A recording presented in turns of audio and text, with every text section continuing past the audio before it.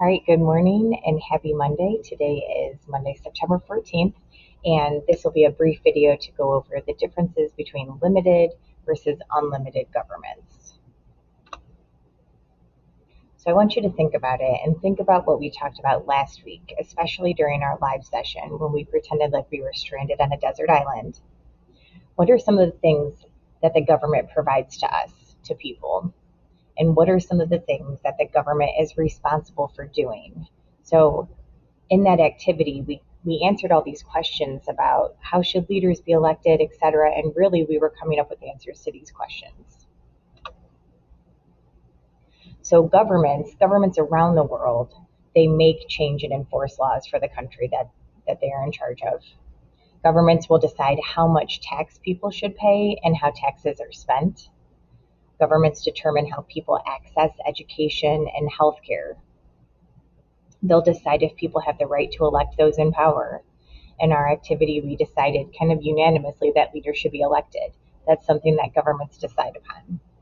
Governments control the military for a country, and they help protect the citizens and the country.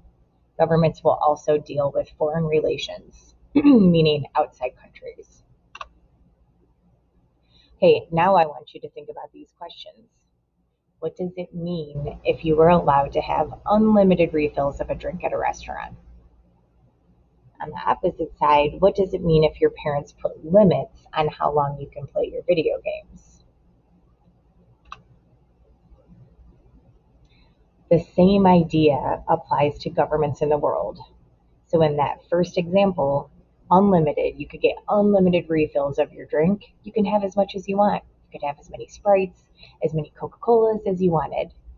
Limited, there are rules and restrictions.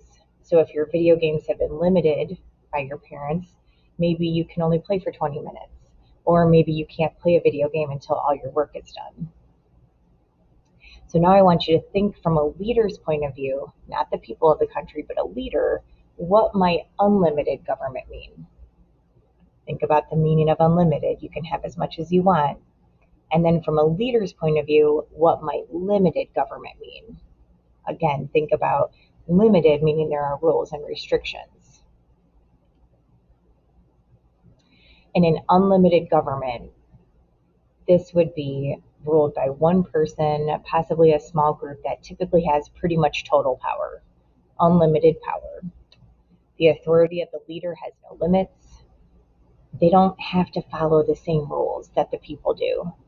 In fact, typically in unlimited governments, everyone else, all the other citizens, follow pretty strict laws. And citizens are not necessarily guaranteed rights. Different types of leaders that might be found in unlimited governments. Maybe they're called a king, a dictator, a military ruler. Some examples from around the world, you have the king in Saudi Arabia, the leaders of Cuba, Syria, and of course, North Korea.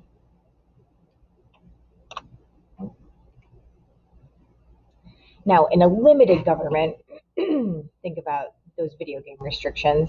Everyone, including the leaders, must obey the laws. There's typically a constitution or a set of laws in place that limit power so that leaders can't take advantage of the people. And leaders are elected by fair and free elections by the citizens of the country. People living in limited governments also have rights, and they can express something called dissent. That's a word we'll talk more about later, but that's disagreement with the government.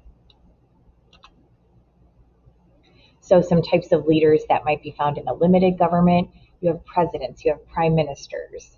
So some leaders around the world, you have the United Kingdom, Mexico, Japan, India, all limited forms of government.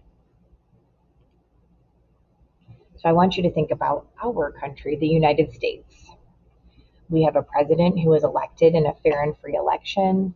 We have a constitution, a set of laws in place that keep the president or anyone in the government from having too much power, and it guarantees citizens' freedoms.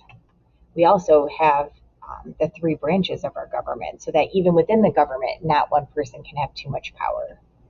So is it limited or unlimited? If you were thinking limited, you are correct. The United States has a limited style of government.